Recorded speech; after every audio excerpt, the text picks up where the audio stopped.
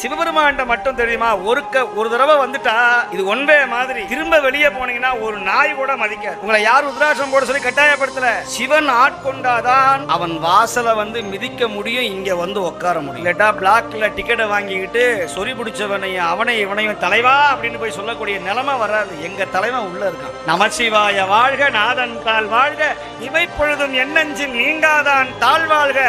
சிவனையும் முருகனையும் நம்பணும். இது முருகனுடைய யுகம். இந்த யுகம் நீங்க முருகனை சாதாரணமா இடப்பட முடியாது. சிவனை விட ஒரு மடங்கு உயர்த்தி என் அப்பன் கந்தன் முருகன் சுப்பிரமணியன். இவனை விட அவன் வீரியம் ஜாஸ்தி. அவன் நெருப்பிலேயே பிறந்தவன். இவன் எங்க பிறந்தான்னு தெரியாது. இவன் அனாத.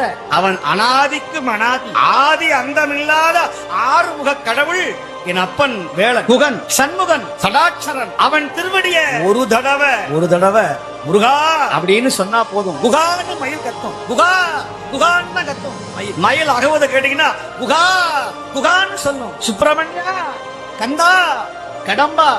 கந்தனையே சொந்தமென எண்ணி விட்டால் சந்ததமும் முந்தனருள் கூடி வருமே. நீ யார சொந்தம் நினைக்கணுமா? கந்தன் என் சொந்தம் நினைக்கணும். கந்தப்பன் என் சொந்தப்பன்.